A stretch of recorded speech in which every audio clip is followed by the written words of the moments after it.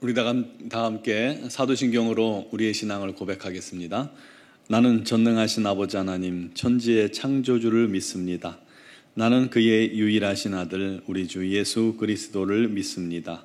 그는 성령으로 잉태되어 동정녀 마리아에게서 나시고 본디오 빌라도에게 고난을 받아 십자가에 못 박혀 죽으시고 장사된 지 사흘 만에 죽은 자 가운데서 다시 살아나셨으며 하늘에 오르시어 전능하신 아버지 하나님 우편에 앉아 계시다가 거기로부터 살아있는 자와 죽은 자를 심판하러 오십니다.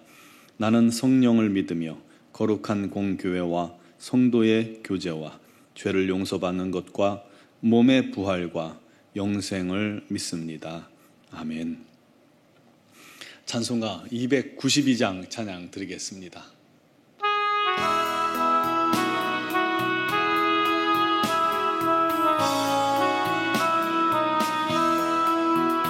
주 없이 살 수 없네 죄인의 구주여 그 귀한 보배 피로 날 구속하소서 구주의 사랑으로 흘리신 보혈이 내 소망 나의 위로 내 영광 됩니다. 주 없이 살 수 없네 나 혼자 못 서리 힘없고 부족하며 지혜도 없도다. 내 주는 나의 생명 또 나의 힘이라 주님을 의지하여 지혜를 얻으리. 주 없이 살 수 없네 내 주는 아신다. 내 영의 깊은 간구 마음의 소원을 주밖에 나의 마음이 알아주리요. 내 마음 위로하사 평온케 하시네. 주 없이 살 수 없네 세월이 흐르고 이 깊은 고독 속에 내 생명 끝나도 사나운 풍랑일 때 날 지켜주시니 내 곁에 계신 주님 늘 힘이 됩니다.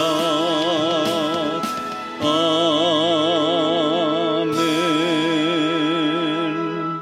오늘 주신 하나님 말씀은 호세아 10장 9절에서 15절 말씀입니다. 호세아 10장 9절에서 15절 제가 봉독하겠습니다. 이스라엘아, 내가 기부하실 때부터 범죄하더니 지금까지 죄를 짓는구나. 그러니 범죄한 자손들에 대한 전쟁이 어찌 기부하에서 일어나지 않겠느냐. 내가 원하는 때에 그들을 징계하리니 그들이 두 가지 죄에 걸릴 때에 만민이 모여서 그들을 치리라. 에브라임은 마치 길들인 암소 같아서 곡식 밟기를 좋아하나 내가 그의 이름다운 목에 멍에를 메우고 에브라임 위에 사람을 태우리니 유다가 밭을 갈고 야곱이 흙덩이를 깨뜨리리라. 너희가 자기를 위하여 공의를 심고 인애를 거두라. 너희 묵은 땅을 기경하라.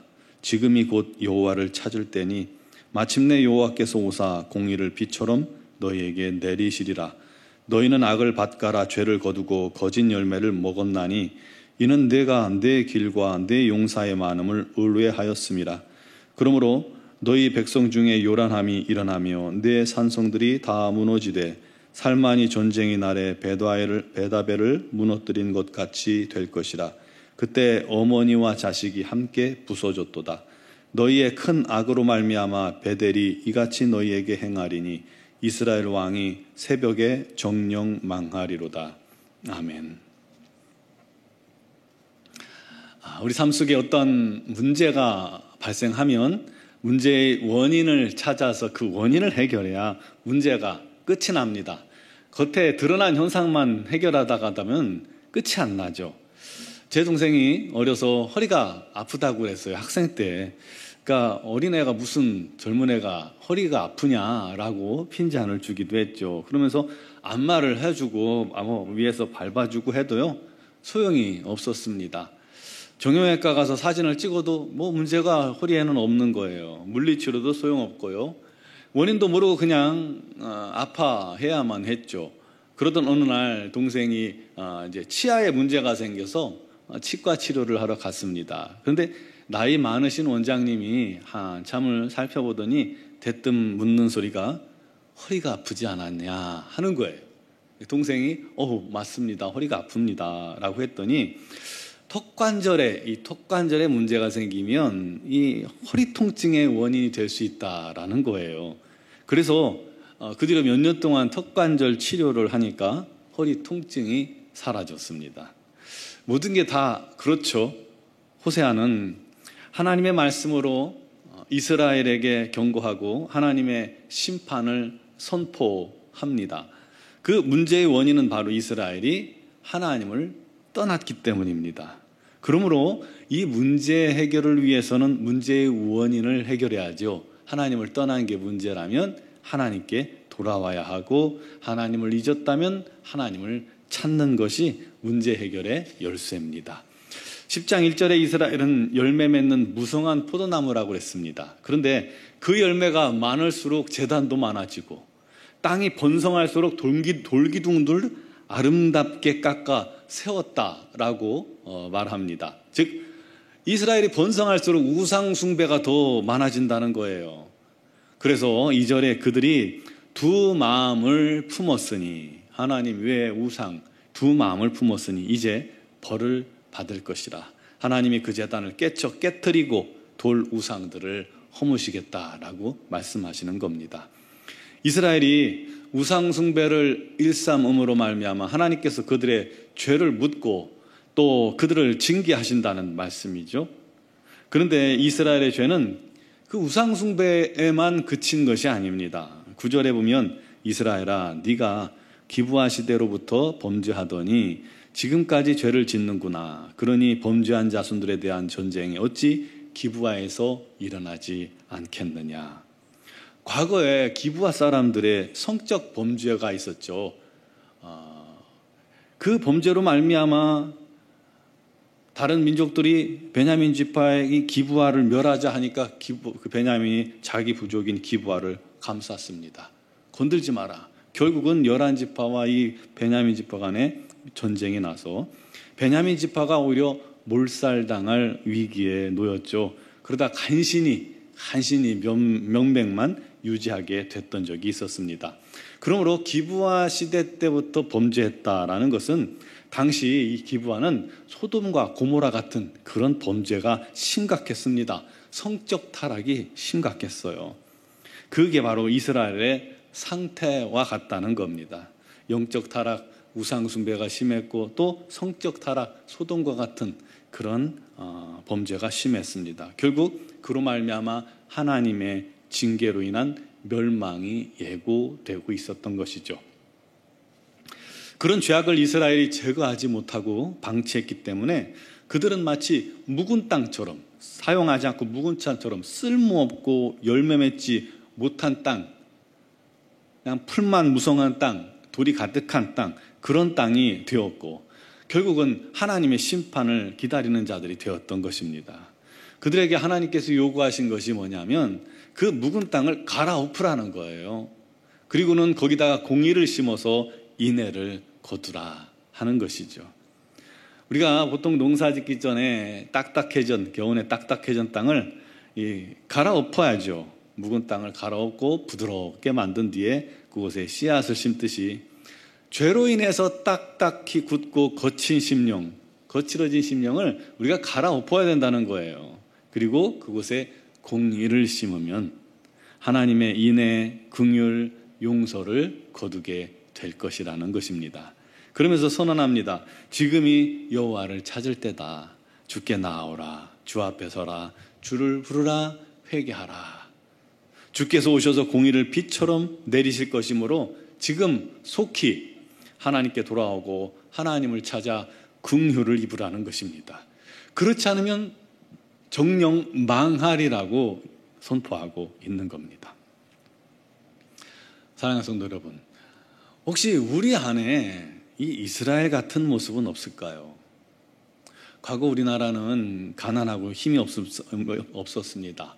그때 우리 믿는 자들은 오직 하나님만 바라봤습니다. 눈물로 기도했어요. 근데 지금 보면 많은 사람들이 그런 고백을 해요. 과거의 신앙이 좋았다라고 말하는 사람들이 많아요. 그 얘기는 지금은 과거만큼 못하다는 얘기 아니겠습니까? 왜요? 우리가 좀 먹고 살기 편해지고 또 평안해지니까 그렇게 옛날같이 뜨겁게 갈급하게 신앙생활하지 못하는 겁니다. 번영할수록 하나님보다 더 사랑하고 하나님보다 더 집착하고 하나님보다 더 귀히 여기는 것들이 많아진 겁니다. 이스라엘처럼요. 우리도 두 마음을 품는 거예요. 하나님보다 더 사랑하는 것이 있으면 그게 두 마음이에요. 그러면 이 심령들이 무뎌질 수밖에 없습니다. 딱딱하게 굳습니다. 오래 묵히면 결국 그 심령이 딱딱하게 굳어서 더 이상 은혜를 받지도 못하고 열매를 맺지도 못하는 묵은 심령, 묵은 마음, 묵은 신자가 되는 것이죠. 그래서는 안 되겠죠. 사단은 오늘도 우리들의 땅, 우리들의 심령에 소금을 뿌리고 도망을 갑니다. 소금 뿌린 땅은 딱딱해져요. 굳어집니다. 은혜를 받을 수가 없습니다. 삶의 열매도 없습니다. 우리 그런 심령 상태로 살고 있지는 않습니까? 그렇다면 그 심령을 우리는 갈아엎어야 한다는 거예요. 기경해야 합니다. 그게 회개입니다. 마음과 삶을 고쳐야 합니다. 기도하지 않은 영혼들은 기도를 시작해야 합니다. 말씀 보지 않는 심령들은 말씀을 펴 읽기 시작해야 됩니다. 순종하지 않는 사람들은 순종하는 삶을 살아내야 합니다. 그렇게 우리가 주를 찾아야 하고 주께 나아가야 합니다. 그게 우리 인생의 모든 문제의 열쇠입니다. 오늘도 회개하고 우리 심령이 새롭게 되기를 기도하길 바랍니다. 우리 심령을 기경하고 은혜를 심어달라고 사랑의 열매, 은혜의 열매, 순종의 열매 맺는 그런 신앙인이 되게 해달라고 기도하는 이 새벽이 되기를 주님의 이름으로 축원합니다. 기도드리겠습니다. 사랑하시는 아버지, 우리 하나님의 그 놀라운 사랑에도 불구하고 어느덧 우리도 두 마음을 품고 있지 않습니까? 우리 하나님을 사랑하면서도 세상을 사랑하고 세상 것을 사랑하고 또 하나님보다 더 집착하는 것이 있고 하나님보다 더 우선순위에 두고 달려가는 것이 있지 않습니까? 하나님, 이런 두 마음으로 말미암아 우리의 심령이 강팍해져 있고 또 딱딱해져 있고 묵어 있다면 아버지 하나님께서 내리는 은혜를 우리가 느끼지도 못하고 그 은혜를 또 받지도 못하고 열매를 얻지도 못할 것입니다.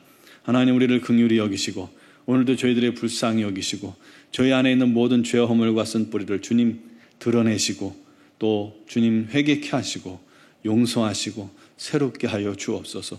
우리의 묵은 심령, 묵은 땅이 기경되어 아버지 하나님의 은혜를 받을 만한 땅 되게 하시고 우리 하나님의 영광의 열매를 맺을 만한 땅이 되게 하여 주옵소서. 오늘도 아버지 하나님 앞에 믿음으로 나아간 심령들을 주님께서 살피시고 만지시고 그 마음밭을 갈아엎으셔서 우리 하나님의 은혜가 충만히 임할 때 그 은혜로 말미암아 기뻐하며 감사하며 우리 하나님 살아계심을 증거하는 귀한 영혼들 되게 하여 주시옵소서. 아버지 하나님, 비가 많이 내리고 있습니다. 우리 하나님께서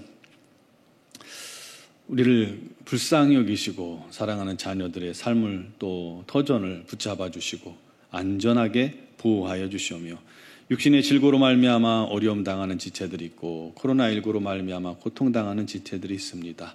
우리 하나님께서 그 영혼들을 살피시며 치유하시고 강건케 하여 주시옵소서. 아버지 하나님의 뜻을 이루고 우리 하나님만 자랑하는 거룩한 공동체가 되게 하여 주옵소서.